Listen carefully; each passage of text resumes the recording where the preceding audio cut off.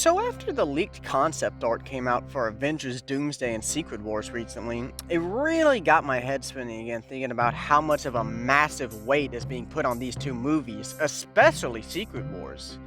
Now, just to be clear and to make sure we're all on the same page here, this isn't some Marvel has gone bad and woke, rage bait kind of video that you see every other day on this platform. Because I'm a huge MCU fan, and this video is proof enough of that. If someone didn't care way too much about people running around in tight spandex, they wouldn't make a video like this.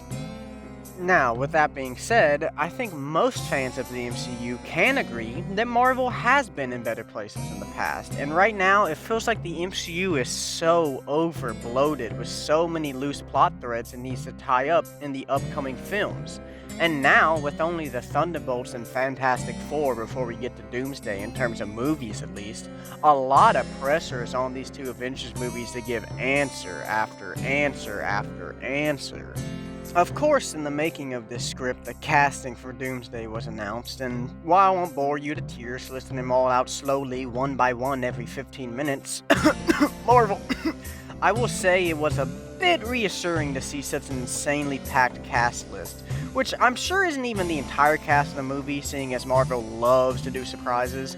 Still though, unless Secret Wars doubles this roster count, I still can't even fathom how they can do the comic story of Secret Wars justice. But not just the comic story, also all the stuff they need to pay off for the endless amount of setup they have done in these projects. To give you a little bit of an idea of the amount of storylines these two movies need to pay off, let me go through a little list real quick of some of the loose plot threads that have just been dangling around. Where did White Vision even go?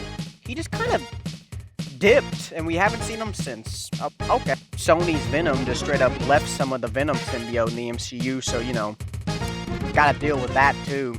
Also, just that silly little problem of the Council of Kangs, what happened to them? Well, anyone know? Speaking of, we also gotta set up Doom. We haven't even set up the main villain of the movie yet. How about we set up the main villain of the movie and the main hero, Mr. Fantastic? At least Fantastic Four's coming, right? Where's Moon Knight? Where's Moon Knight? Someone help me. Someone help me find him. I lost him. I lost my boy. Someone help me find. Where's Moon Knight? Oh, the Young Avengers ever gonna happen? Clearly they're setting something up with Kamala at the end of the Marvel's post-credit scene. So, Young Avengers, not a plot thread. They need to pull. Where the hell did Monica Rambeau end up? Was it Deadpool's Fox universe? Was it a random X-Men universe? What the fuck's going on there? Oh yeah, and don't forget, we still also need to go find Wanda's other kid who got reincarnated into a dying boy's body. Yeah, Agatha all along was crazy, I'll say that much. And now seeing that the Sonyverse is integrally linked to the MCU, I have the big question of, is Spider-Man 2099 just going to sit back and let all this Secret Wars stuff happen? Can't forget about Shang-Chi's rings, the post-credit scene of Shang-Chi and the secret rings where his rings were calling out to someone. Wonder who? Okay. I think I got my point across. So now are you starting to see the issue? Sure, like Thunderbolts and Fantastic Four, they're obviously going to answer some questions, but really though, how many of those giant overarching MCU questions will really be told in Thunderbolts and even Fantastic Four, seeing as that needs to primarily set up Doctor Doom? Now, even when we get to Avengers Doomsday, there's still a lot that Secret Wars will need to cover, assuming that Doomsday ends with the creation of Battleworld. I feel like that's a safe assumption. Now, Doomsday can easily deal with some of the easy loose plot threads, like the post-credit scene from Shang-Chi, where the hell White Vision went, for two, very easy examples. But the main issue still arises that Battleworld really needs time to be fleshed out. Many multiversal reunions like Venom and Eddie Brock from the Sony movies need space to happen. Hell, same can be said for the post-credit scene of No Way Home, where Venom leaves a bit of himself in the MCU. We also can't forget all of What If, which needs to tie back and be relevant come Secret Wars.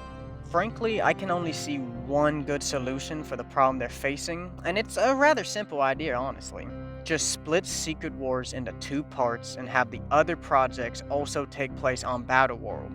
For example, Spider-Man 4 is set to be released a month or two after Doomsday, so seeing as Sony has been on a multiversal kick anyways, for better or worse lately, I could see them setting it on Battleworld, which not only gives them an opportunity to do their live-action Spider-Verse type movie with Tobey, Andrew, and Tom Holland, it also helps Sony out big time with setting up all the things they need to for Secret Wars on their side of things.